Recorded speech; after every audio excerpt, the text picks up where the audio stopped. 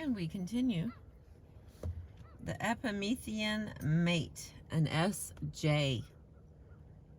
Epimethean temperaments, SJs, males and females alike, tend to be more solemn about their sexual activities than do the SPs. Sex is a more serious business.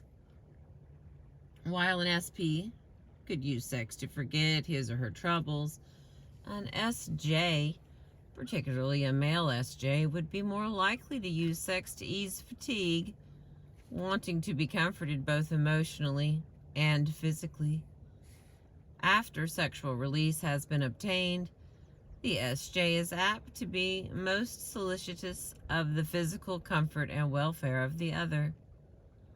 While other types might see sex as a mutually pleasing activity from which both male and females benefit equally, the SJ male is apt to express gratitude to his partner for the sexual experience, communicating the message that something has been done for him and his needs have been served, that a favor has been done. Possibility of a mate enjoying the experience equally or needing the experience equally is not often conceptualized by him. A female SJ is likely to go along with this position, placing the sexual needs of her mate over any she might have, perhaps seeing sex as a wifey chore rather than a pleasure. SJs are apt to be faithful to their marriage vows. Males may have sown their wild oats before marrying, but after mating become more interested in establishing a home and a family and devoting their main energies to their jobs. Female SJs probably have had only limited sexual experience before marriage, even in an age of sexual freedom. If such is not the case, it is likely that peer pressures led the female into sexual explorations because it was the thing to do, because it was embarrassing to be a 20-year-old virgin. SJ males and females both may view sex as a service, which is to be delivered by the female, performed dutifully and on request, presumably in return for social and economic security. They are not likely to experiment in sexual approaches. The tried and true time and place is usually the sexual mode for the SJ mate. The SJ male is likely to express concern for his partner, but neither male nor female SJ may believe that female orgasm is a requisite. Always there is that unexpressed attitude that nice girls don't. At the same time, when SJ males are in social contact with other males and selected females, for example, at conventions, hunting trips, and smokers, the SJ male can equal the SP in his command of vivid language and his repertoire of sexual jokes. Female SJs are not, whether with males or females, apt to discuss their sexual experiences. Sex is clearly understood as a means of reproduction rather than mainly a form of recreation, and both male and female SJs may reflect the attitude that having children who will bring joy and comfort and who will continue the family line is expected and desirable. Sex generally is something one does at night, in the bedroom, as quietly as possible, and after some years of marriage, perhaps as seldom as possible.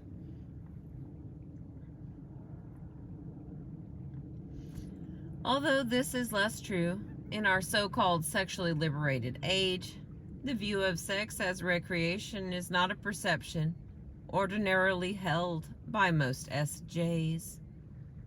The SJ tends to express affection in standard ways, verbalizing expressions of love in ritualistic language and bringing gifts on appropriate occasions.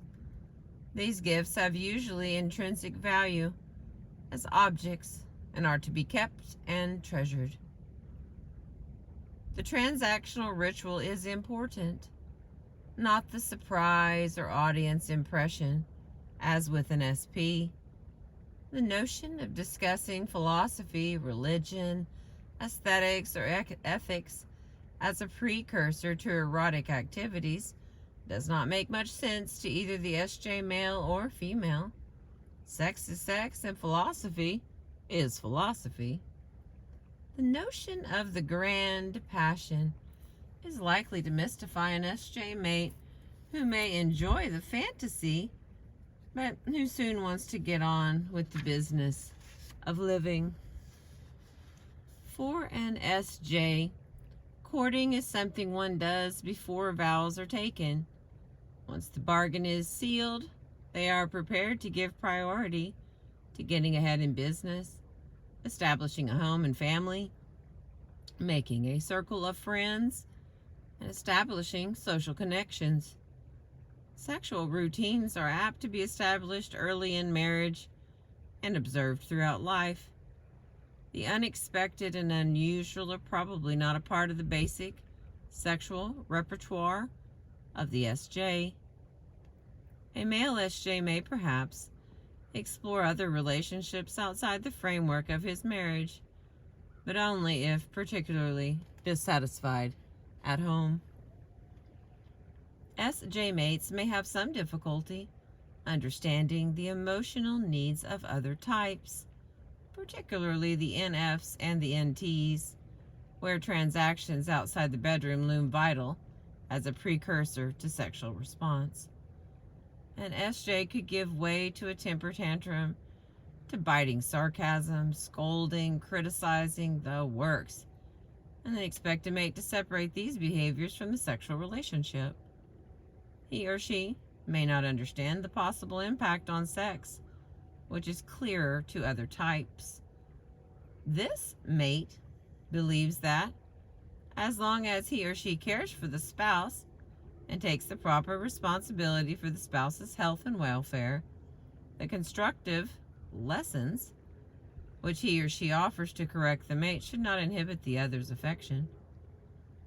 SJs may be possessive about their family, often referring to their wife, their children, their car, and possessions can assume large proportions, claiming much interest and attention. These possessions are to be dutifully serviced and cared for, and to be held and cherished, and never wasted in frivolity. SJs tend to be careful with money and are likely to budget carefully, planning well for the future, at times at the expense of much sacrifice in the present. Insurance policies, savings accounts, bonds, and the like make sense to the SJ who understands their value. Also, understood is the utilitarian value of property, tools, cars, clothes, and the like. Possessions should be functional and without undue ostentation. Goods should be used up, worn out, and then not thrown away, but donated to a charitable agency. Waste not, want not is understood and honored as a motto by the SJs. Property is likely to be well tended, and the expectation of SJs is that those around them will do likewise, including their neighbors and colleagues at work. For female SJ, especially one who is introverted, home may be a focal point to the exclusion of all else. Devotion to husband and children, the preparation of meals, keeping a clean and orderly house may take all her time and become her reason for living. At midlife, when the children have left home, this can occasion a major crisis. For the male SJ, retirement can bring about the same trauma.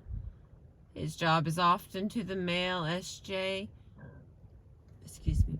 what the home and family are to the female SJ.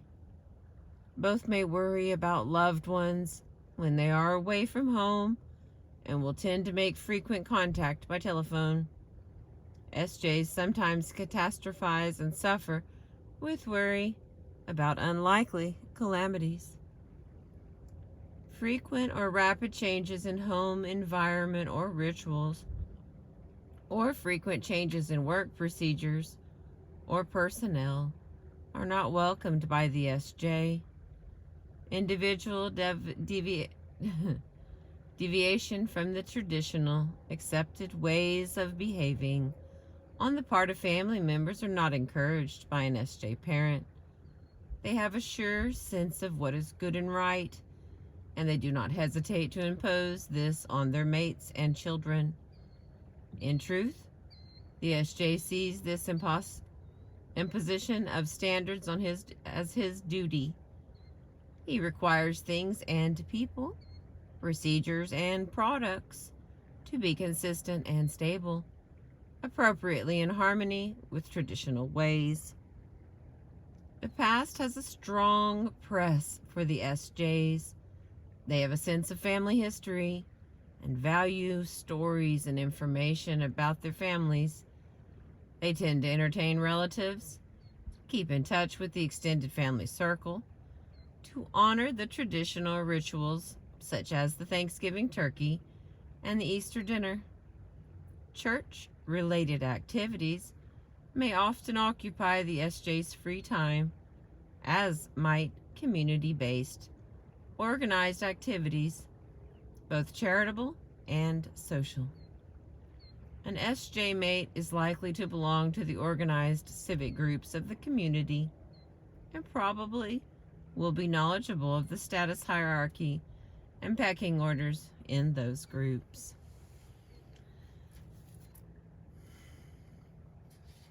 Time is apt to be structured by the SJ around productive activities, which have a clearly defined task as the focal point. Wasting time in frivolity tends to be difficult for the SJ. For example, reading a newspaper is apt to have more appeal than would reading novels. SJs value time as a thing to be used, not to be wasted. They tend to be punctual and expect their mates to be also. They like to make and keep schedules for themselves, and sometimes even their mates and children. The SJ mate wants social events to proceed in a pre-planned, orderly manner, with pleasant but not uproarious hilarity. Generally, SJ mates do not mind members of their family and others making demands on their time, as long as the demand is for sensible reasons. We're on to the last paragraphs here. As mates, SJs seldom complain of boredom. They are content to live on an even keel and are happy keeping with established routines. They may enjoy eating out at the same restaurant, say every Friday evening. They may be willing to visit the same vacation spot year after year, performing the same recreational activities with the same people in the same place. The SJ mate is apt to communicate an attitude of nurturance as well as an attitude of being critical. In the language of transactional analysis, they come from both the critical and the nurturing parent ego states. For the SJ mate, caring for mate or children means having the responsibility to see to it that the other knows the right thing to do and the right way to do it, which means the ways learned from parents and tradition. Spontaneity in the SJ tends to be suppressed, although when fatigued or under stress, the SJ can erupt into a temper tantrum, use biting sarcasm, or even in rare instances attempt to make the point through violence. SJs need to be of service and to belong to established institutions. Make them faithful, steady, responsible, reliable mates who are predictable, loyal, dependable, and usually faithful. They are not likely to abandon their families at midlife or to squander lifelong savings in impulsive spending sprees. They make excellent homemakers and belong in outstanding supportive ways in the institutions of the community, the home, the church, the government, and civic institutions. Truly the pillars who hold up society. And we're continuing from the book Please Understand Me by David Kiersey and Marilyn Bates, Character and Temperament Types. Thank you for being with me. And the next section will be the Epimethean Mate, the NT. I appreciate you.